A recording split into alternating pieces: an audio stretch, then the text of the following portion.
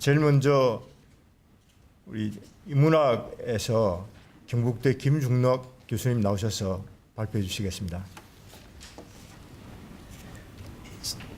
제가 이렇게 귀한 학술대에 기조 강연자로서는 상당히 부적격한 사람입니다만은 이렇게 또 불러주셔서 감사합니다. 여러분들이 아까운 시간만 허비하지 않는 그런 기회가 되었으면 좋겠습니다. 노벨상 정도의 발표가 아니면 15분만 하나 했는데 제가 글 읽는 속도나 말하는 게 굉장히 느려요. 그래서 참 이거 어떡하나 지금 굉장히 난감한 상황입니다.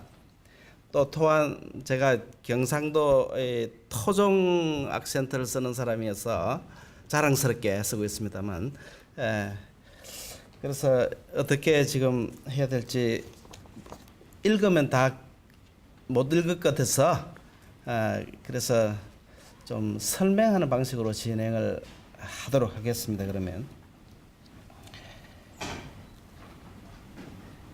내년이면 독일의 아우구스티누스 수도에 수도성이었던 마틴 루터가 95개조를 내걸었던 종교개혁이 시작된 500주년이 되는 해입니다.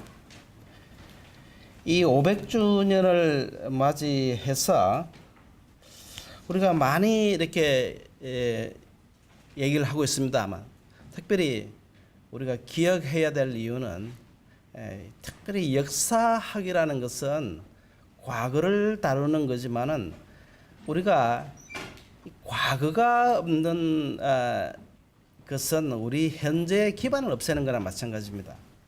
따라서 우리는 과거를 바꿀 수는 없습니다.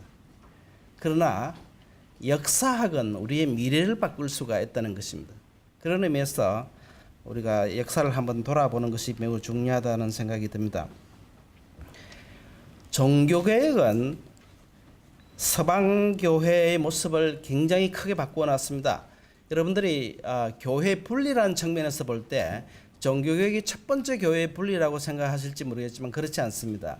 이미 기독교회는 8세기경에 서방교회와 동방교회, 즉 로마 카톨릭 교회와 그리스 정교로 정통교회로 나눠진 바 있습니다. 그래서 15세기 종교개혁은 바로 서방교회 내에서의 분열이다 이렇게 얘기할 수가 있겠습니다.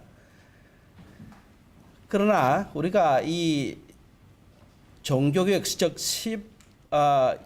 16세기 종교개혁은 교회뿐 아니라 우리가 어떻게 하나님을 예배하고 또 우리가 어떻게 예배를 드리고 어떻게 기도할 것인가 또 우리가 하나님 만드신 천지를 어떻게 이해할 것인가 이 전체에 대해서 크게 바꾸어 놨고요. 그뿐 아니라 기본적으로 종교는 어떤 사회의 그 기저를 형성하는 마르크스의 이론을 빌린다면 하부 구조인 셈이죠. 따라서 종교는 그 사회 모든 것을 바꿀 수 있는 힘이 있는 것입니다. 따라서 종교개혁은 서구 사회의 정치 그리고 경제, 사회 구조, 문화, 사상, 예술 모두를 바꾸어 놓았습니다. 그리고 이 개신교가 가는 곳마다 이러한 문화들이 따라오게 됐고 우리 역시 그러한 기독교 문화를 가지게 된 것입니다. 얼마 전에 지난 몇 년 전에 저희가 그런 기독교 한국 기독교와 사회 기원가 그런 책을 같이 한번 낸 적이 있는데요. 그거 보시면 우리나라 사회도 역시 서구 사회의 기독교의 영향을 따라서 그렇게 같이 변했다는 주장을 제가 한 적이 있습니다.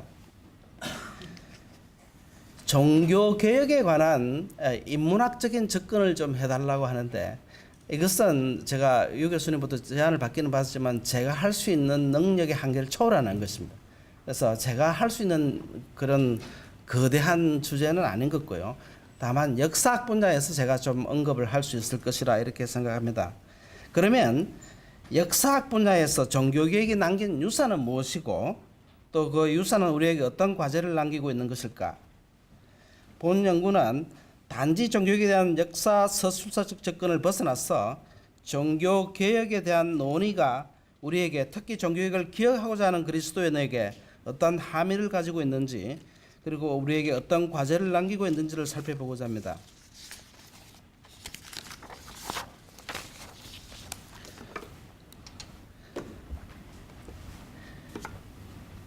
문화사를 저술한 볼테르는 종교개혁을 로마 카톨릭 교회의 압제에 대한 저항을 의미한다고 보았고, 프랑스 역사학자 기조는 인간 이성을 해방하고자 한 웅대한 노력으로 보았고, 근대 역사학의 아버지라 불리는 랑케는 가장 짧은 시간 내에 일어난 가장 심오한 정신혁명으로 봤습니다. 그리고 20세기 위대한 독일의 역사학자 마이네케는 근대 유럽의 가장 위대하고 가장 중요한 정신운동의 하나로 봤습니다. 또한 막스 웨버와 같은 그런 종교사회학자들에게 종교개혁은 바로 근대 자본주의 출현을 도운 사건이다 이렇게 보고 있는 것입니다. 이처럼 역사학자뿐 아니라 이 모든 학문에서 종교에게 미친 영향은 그만큼 크다 이렇게 얘기할 수가 있겠습니다. 종교개혁의 영향은 인간 의식과 과학에도 깊은 영향을 미쳤습니다. 영국의 문화사가인 키스 토마스는 종교개혁이 종교를 의식화된 삶의 방식으로서가 아니라 일련의 내면화된 신념으로 변모시킨 것이다 이렇게 주장을 했습니다. 즉 미신으로부터 사람들을 해방시킨 사건으로 봤습니다. 즉 신비로부터의 해방은 과학혁명에도 크게 영향을 주게 됨에 따라서 그래서 16세기 후반과 17세기 전반 과학혁명의 시기라 불리는데 이 시기에 물리학, 천문학, 생리학, 해부학, 그 수학 등은 그 이전과도 비교할 수 없을 정도로 큰 발전을 기록하게 됩니다. 이걸 역사학자들은 과학혁명이라고 이렇게 부르고 있습니다. 그 중간에 그 자세한 그 과학혁명과 관련된 얘기는 좀 생략하고 넘어가도록 하겠습니다. 종교개혁이 가장 크게 영향을 미친 영역은 바로 정치라고 할 수 있습니다. 16세기 종교개혁이 일어날 무렵에 유럽 국가들은 절대왕정으로 들어섰습니다. 절대왕정은 국왕권은 하나님으로부터 부여받았으므로 국왕은 지상에서 하나님의 대리인이며 국왕은 통치의 잘잘못에 대해 오직 하나님에게만 책임을 지므로 신민은 어떠한 경우에도 국왕에게 저항할 수 없다는 왕권 신수설에 기초하고 있었습니다. 이 부분에 대해서 이 근대 사회로 이 길을 열은 사상인 바로 우리 종교개혁 사상과 깊은 관련이 있는 언약 사상이라고 할 수 있겠습니다. 언약 사상이라는 것은 제가 여기서 조금 간단한 설명을 드리겠습니다. 우리가 구원사적인 측면에서 얘기할 수도 있겠지만은 그러나 이스라엘 왕과 이스라엘 국민이 하나님께 언약을 들어갔다는 그런 페더럴 티올로지, 즉 연방 신학적 관점에서 언약 신학을 논할 수가 있겠는데요. 그래서 16세기, 17세기 종교 개혁자들은 국왕이 즉위식을 거행할 때 그 즉위식 그 자체는 바로 국왕과 하나님과 이 백성 사이의 하나의 언약식으로 봤습니다. 따라서 국왕은 언약대로 백성들을 통치해야 되고 백성들은 그런 국왕에게 순종해야 되고 복종해야 된다는 얘기를 가지고 있습니다. 이것은 바로 나중에 17세기 존 로커가 정보론에서 얘기한 그런 계약 사상의 원조격이라 이렇게 할 수 있습니다. 기본적으로 존 로커의 사상이 하늘에서 떨어진 것이 아니라 바로 이 16세기부터 나타난 바로 연방신학, 즉 계약 언약 사상에 입각한 것이다. 저는 그렇게 볼 수가 있겠습니다.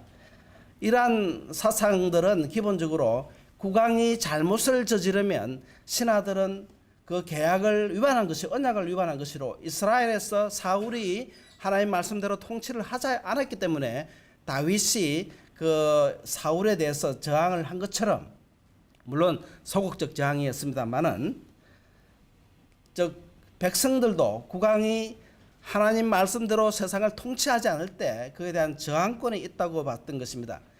여러분들 칼뱅파 이론은 바로 이 저항 이론을 굉장히 정당화시키는 이론이라 볼 수 있습니다. 여러분들 유럽에서 루터도 종교개혁을 했고 칼뱅도 종교개혁을 했고 뭐 쩌빙글리 또 잉글랜드의 그 우리 소위 성공이란 말이죠. 거기서도 종교개혁을 했습니다만은 최근에 와서는 카톨릭 교도들도 자기들이 종교개혁을 했다. 그래서 카톨릭 종교 리포메이션이라는 말을 썼는데요. 이러한 종교개혁 가운데서도 이 칼뱅파가 전파되는 모든 곳에는 바로 저항이 있었습니다. 여러분들이 오히려 우리 장로교가 지금 칼뱅파인데요. 뭐 교회에서 어떻게 배웠었는지는 잘 모르겠습니다만은 위그노, 저 프랑스에 전파된 위그노가 30년 전쟁을 일으켜서 국왕에게 저항을 했습니다. 네덜란드로 저항된 칼뱅파는 스페인의 압제에 대해서 독립전쟁을 일으켜가면서 저항을 했습니다. 잉글랜드에서 청교도들이 바로 칼뱅파인데 혁명을 일으켰습니다. 이처럼 스코틀랜드도 마찬가지입니다. 칼뱅파는 이런 언약 사상에 근거하여 적극적으로 이 저항을 요구를 했던 것입니다. 저는 대학 때 그 당시에 굉장히 아주 우리나라 독재 정권 시절에 화가 나서 담임 목사님한테 가서 크게 한번 싸웠던 적이 있는데 그때는 좀 혈기가 왕성할 때였습니다. 목사님, 우리도 뭔가를 해야 되지 않습니까? 왜 그렇게 가만히 있느냐고 그랬더니 목사님이 장로교는 정교 분리야. 그러니까 정치는 정치고 종교는 종교니까 종교 교회 사람들은 가만히 정치에 대해서 간섭하면 되지 않는다. 이런 말을 듣고 그게 참 옳구나 이런 생각하고 그 다음부터 데모도 안 했습니다만 제가 장로교 언약 사상을 공부를 하다 보니까 그게 아니구나. 우리가 지금 알고 있는 그런 장로교는 정말 잘못된 것이구나. 그것을 깨닫게 되었고요. 70년대 독재 정권에 침묵했던 한국 교회는 이 부분에 대해서 우리가 좀 저는 개인적으로 좀 회개하고 사죄해야 되는 그런 의무도 있다고 생각이 됩니다. 그래서 이러한 사상들은 특별히 장로교가 발달한 스코틀랜드에서 크게 정착이 되는데요. 스코틀랜드 왕의 고난이라는 책을 쓴 이 조지 부캐널이라는 사람은 바로 이런 위그노 사상을 받아들여서 우리가 국왕에게 어떤 경우에 저항할 수 있는지 이론을 잘 발달시켰고요. 특별히 나중에 17세기에 웨스트민스터 총대로 참석했던 사무엘 러드포드라는 사람은 법과 군주라는 아주 유명한 사상사 책을 쓴 분인데 여기에서도 우리 그리스도인들의 그런 언약적 책임 이것을 강조하고 있습니다. 따라서 이러한 무력 저항과 이런 독재에 대한 절대 왕권에 대한 저항이 있었기 때문에 오늘날 근대 시민 사회로 옮겨가는 하나의 논리가 만들어졌고 그런 길이 열렸다고 이렇게 볼 수가 있겠습니다. 따라서 종교개혁은 이루 말할 수가 없겠습니다. 교회의 구조와 모습뿐 아니라 서구 사회의 근본적 변화에 큰 추진력을 제공한 사건이 바로 종교개혁이었습니다. 우리나라에 프로테스탄트가 들어오면서 한국 사회 역시 많은 변화를 겪었습니다. 그러면 종교개혁이 이렇게 많은 일들을 하였는데 하지 못한 건 또 무엇인가? 제가 시간 벌써 많이 썼죠? 시계가 없어서 스위스의 그 종교사학자인 멜 도비뉴라는 사람은 종교개혁 직후에 이렇게 놀라운 성과가 있었던 것은 바로 하나님의 섭리가 있었기 때문에 종교개혁이 크게 성공한 것이다 이렇게 얘기를 했는데 이런 전통은 20세기 초까지 각국에서도 같은 입장의 어떤 그런 역사학자들이 종교개혁에 대해서 발표를 했습니다. 그러나 최근에 카톨릭 진영의 학자들이나 또 역사학계 실정사학을 기초로 하는 학자들 사이에 상당히 이런 부분에 대해서 이 반기를 들고 있습니다.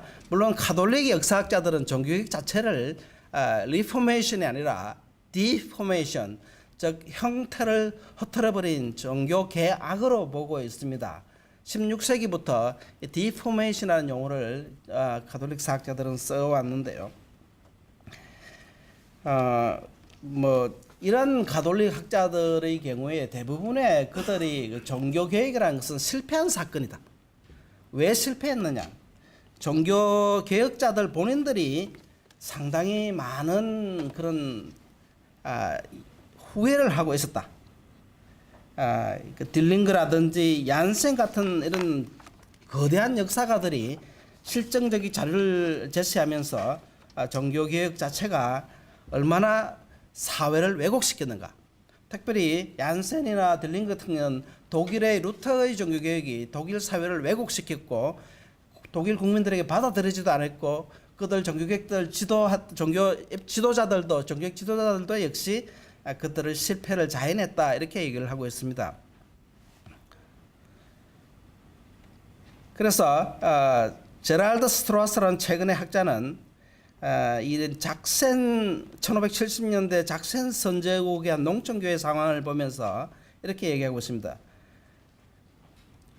교회 출석률은 낮았고 교리 교실은 더 열악했으며 예배를 드리는 자보다 낚시를 간 자들이 더 많았으며 설교가 시작되면 절반이 걸어나갔고 사람들은 목사의 간청을 듣지 않았다. 뭐 이런 주장들은 상당히 많은 그 나중에 그의 제자인 뭐 스크라이브라든지 울린카 루블렉이라든지 이런 사람들에게서 계속 주장되고 있고요. 최근에는 상당히 많은 그런 개신교가 우리 사회를 계몽시켰다라는 입장보다는 개신교가 한 일이 없다 이런 쪽으로 많은 학자들이 지금 손을 들어주고 있는 실정입니다. 이것은 루터의 종교개혁만 해당되는 것이 아닙니다. 특별히 잉글랜드의 종교개혁에 대해서도 같은 입장을 펴간 학자들이 많이 나타나고 있고 또 받아들여지고 있는 상황입니다. 가장 대표적인 학자가 바로 캠브리지 대학의 에이먼 더피라는 사람인데 왕립 석자 교수입니다. 이 사람은 잉글랜드 종교개혁에 대한 실증적인 걸 해서 종교개혁의 성공이라는 개념은 기본적으로 속임수에 불과하다. 수많은 대중들은 종교개혁 자체에 대해서 저항을 했고 따라서 종교개혁은 성공적인 못한 그런 것이었다 이렇게 이제 주장을 하고 있습니다. 대중들은 종교개혁가들이 추구한 노선을 따르기보다는 중세적 카톨릭 신앙과 생활과 문화에 더 집착하였고 수도원 해상과 중세 음악과 도서관의 파괴는 종교적 격변하기보다는 문화적 재앙이다 이렇게 이제 주장을 하고 있습니다. 종교개혁에 대해서 이러한 부정적 입장을 피력한 역사 연구들의 이 약점은 분명합니다. 특별히 이제 이들이 그 종교 개혁자들 스스로가 탄식한 부분들을 주로 많이 언급을 하고 있는데요. 어떤 종교 개혁자들이 자기들이 하고 있는 종교개혁을 잘하고 있다 이렇게 얘기할까요? 여러분들 교인들 칭찬하는 목사님을 본 적이 있을까요? 그래서 이것은 기본적으로 더욱더 심도 있는 종교개혁이 진행되기를 원하는 그런 탄식을 이 사람들이 역사학적인 그런 사료로 이용을 했다는 점에서 상황을 무시한 사료 이용법이다 저는 그렇게 보고 있고요. 그러면서도 불구하고 그들의 그 주장들이 완전히 틀린 것만은 아니다. 또 이런 입장도 제가 받아들이고자 합니다. 다만 우리가 여기에서 우리가 종교개혁이 단번에 성공한 사건이 아니라 오랫동안 사람들에게 수용되지 않았다는 그런 소위 학자들의 주장에 따라서 우리가 받아들일 수 있는 부분도 있다는 것입니다. 그것은 뭐냐면 종교개혁이라는 사건 자체가 단회적인 사건이 아니라 지속적인 운동이었다는 것입니다. 종교개혁자들은 중세 교회를 이어받고자 한 것도 아니고 또 새로운 교회를 만들자고 한 거 아닙니다. 사실은 그들은 중세적 전통을 거부한 것이 아니고 수정하려고 했던 것입니다. 이런 수정은 바로 교회만의 수정이 아니라 필연적으로 세상의 변화를 추구한 것입니다. 따라서 종교개혁은 사회개혁이고 그런 의미에서 긴 종교개혁일 수밖에 없다는 것입니다. 단시간에 일어날 수 있는 사건이 원래부터 아니었다는 것입니다. 자, 마지막 단원으로 넘어가겠습니다. 그러면 긴 사회개혁이라는 개념과 긴 종교개혁이라는 역사가들의 결론을 우리에게 던지는 과제는 무엇일까요? 교회사를 두고 볼 때 교회의 개혁운동은 항상 존재하였습니다. 불행히도 교회의 오류는 단번으로 끝나지 않는 현상입니다. 중세에 나타난 수많은 수도운동은 교회의 개혁을 기초로 내걸었습니다. 6세기 베네딕트 수도회가 그랬고 10세기 클루니 수도회가 그랬고 11세기 시토 수도회, 13세기 프란체스코 도미니크 수도회가 그랬습니다. 이들은 설립 초기에 놀라운 개혁운동 성과를 이뤘습니다마는 그러나 한 세기가 채 되지 못해서 내부로부터 스스로 무너지는 모습을 보였습니다. 바로 토인비가 말한 성공적 응전의 업보라고 얘기할 수 있을까요? 모든 개혁 세력은 부패하기 마련입니다. 종교개혁으로 나타난 루터파 교회, 칼빈파 교회, 그리고 잉글랜드 교회, 즉 성공의 현주소는 어딜까요? 관료적 종교개혁이라는 태생적 한계 때문일까요? 아니면 민중이 일으킨 제세례파의 후손은 어떨까요? 종교개혁자들의 유산은 지금 무엇이 남아있을까요? 오늘날 프로테스탄트 교회는 과거에 무소불위 권력을 휘두르다 패족이 되어버린 이들처럼 모습처럼 꼴상사납게 우리 주위에 널브러져 있습니다. 전투적 칼뱅파는 야성을 잃었고 루터파는 여전히 권력에 종속되어 있고 제세례파의 후손들은 방향을 잃고 있는 모습입니다. 이제 사회개혁을 논할 교회는 보이지 않고 긴 종교개혁의 흔적도 보이지 않습니다. 그런데 한국교회는 바로 이 프로테스탄트 교회의 방향을 방황을 가장 잘 보여주고 있습니다. 강단과 복음은 진리 대신에 억지 광대 노론과 무례로 가득 차 있고 극단적 근본주의는 모든 국민과 타 종교인들을 적으로 만들고 있습니다. 교회의 재정은 사치와 내부 잔치로 낭비되고 있고 이웃을 위한 봉사와 희생은커녕 불신자의 손가락을 밟고 있는 실정입니다. 한국교회 타락과 오염은 어찌 이 짧은 걸로 다 말할 수 있겠습니까? 무엇보다 걱정스러운 것은 바로 성직주의 태도입니다. 많은 목회자들이 종교개혁 이전의 사제의 역할을 하고 싶어합니다.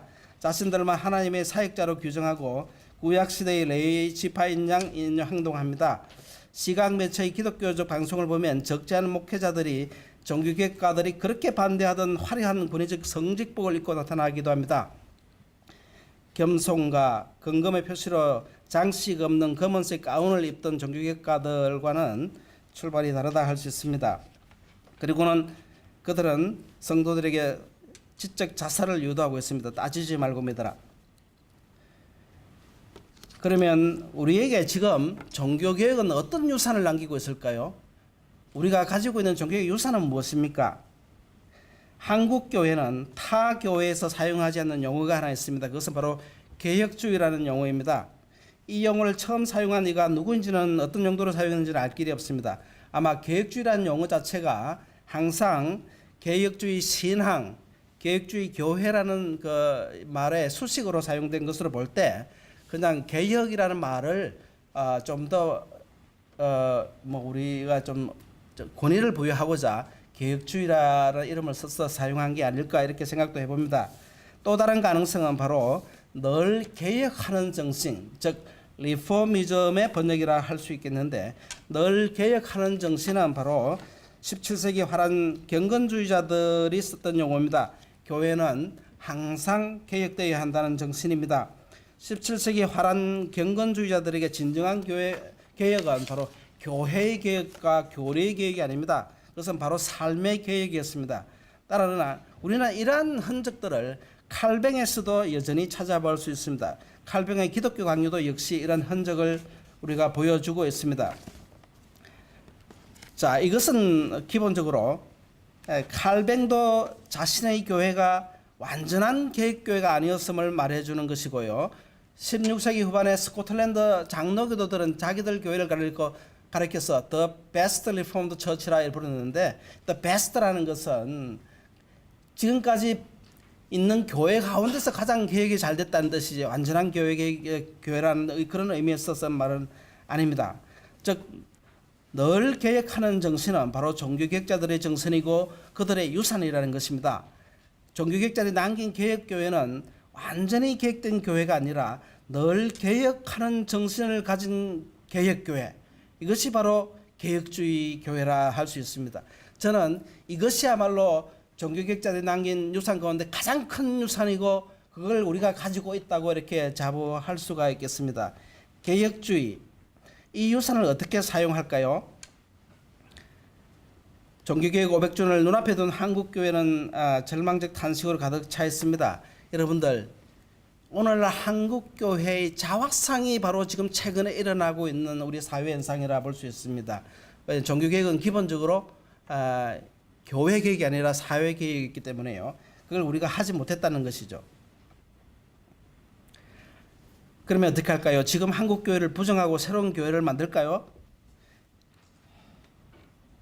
분열을 논할 때는 아닌 것 같습니다. 에라스무스와 같이 우선은 교회 분열보다는 교회 내부에서 개혁을 추구할 필요가 있습니다. 에라스무스는 알을 낳았고 루터는 그 알을 부화시켰다는 말처럼 정기교회는 에라스무스와 같은 이들 때문에 성공한 것입니다. 현재 우리에게 필요한 개혁가는 에라스무스와 같은 자들입니다. 우리 같은 사람들이 있어야지 훗날 루터나 칼빈 같은 인물이 나타나게 될 것입니다. 한국교회의 개혁을 외치는 많은 단체들이 나타나고 있음도 다행한 일이라 생각합니다. 그리고 교단마다 차이는 있지만 개혁주의 신앙이 조금씩 회복되고 있음도 감사한 일입니다. 어느 때나 마찬가지로 교회의 타락은 항상 우리 곁에 있습니다. 한때 개혁을 부르짖던 이들도 결국은 타락합니다. 마음에 합했던 다윗도 예외가 아니었습니다. 종교개혁자는 생명을 위협하는 어려운 상황에서도 감히 따지는 사람들이었습니다.